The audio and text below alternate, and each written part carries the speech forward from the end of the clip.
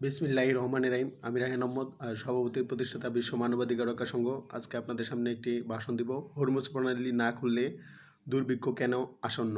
এটি আমি নিয়েছি বাংলাদেশের শীর্ষ পত্রিকা প্রথম আলোর একটি অনুদিত কলাম হতে।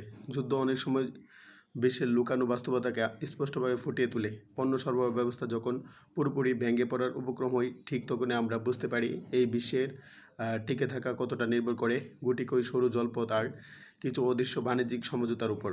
বর্তমান অস্থিতিশীল বিশ্বে হরমুজ প্রণালী ঠিক তেমনই এক স্থানে পরিণত হয়েছে। অধিকাংশ মানুষের কাছে হরমুজ প্রণালী মানে জ্বালানি শক্তির প্রধান ধমনী। ওই পথ দিয়ে সারা বিশ্বের 1/5 এবং বিপুল পরিমাণ প্রাকৃতিক গ্যাস পরিবাহিত হয়। কিন্তু একে কেবল জ্বালানি পরিবহনের উৎস বললে ভুল হবে। হরমুজ প্রণালী একই সঙ্গে সার, খাদ্য এবং কৃষি সরঞ্জাম পরিবহনের এক গুরুত্বপূর্ণ করিডোর।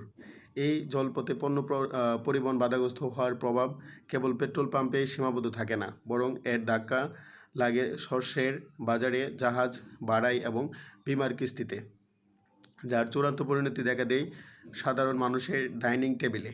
ইরান, ইসরায়েল এবং আমেরিকার মধ্যকার চলমান যুদ্ধ আর এর ফলে মধ্যপ্রাচ্যে সৃষ্টি হওয়া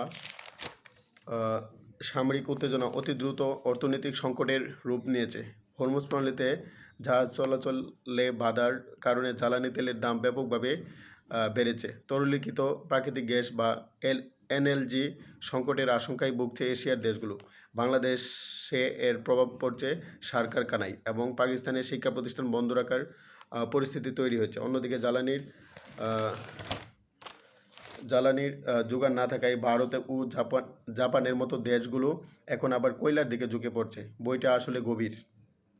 পারস্য উপসাগরীয় দেশগুলো, ইরাক ও ইরান এমন ভৌগোলিক অবস্থানে আছে যার বৈশ্বিক সার রপ্তানি ও খাদ্য আমদানির সংযোগস্থল। বিশ্বের মোট সারের 1/3 সমুদ্রপথে এই হরমুজ প্রণালী দিয়ে পার হয়।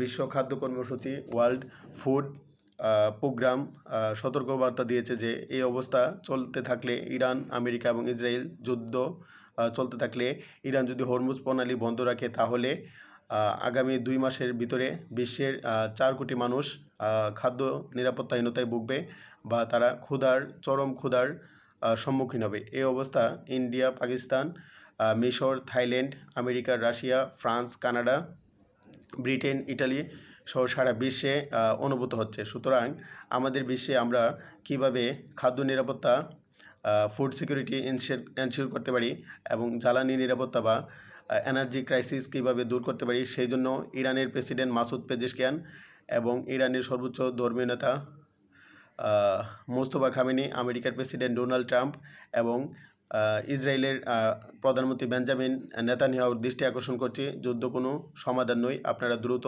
যুদ্ধবিরতি করুন। I am working to ensure human rights, peace, justice, education for all people around the world.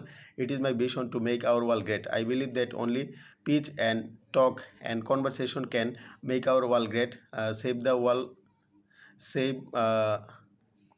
our world from war. সারা বিশ্বে কীভাবে সত্য নেই, শান্তি, একতা, সংহতি, ন্যায্য ঐক্য প্রতিষ্ঠা করা যায়, সেজন্য কাজ চালিয়ে যাচ্ছি।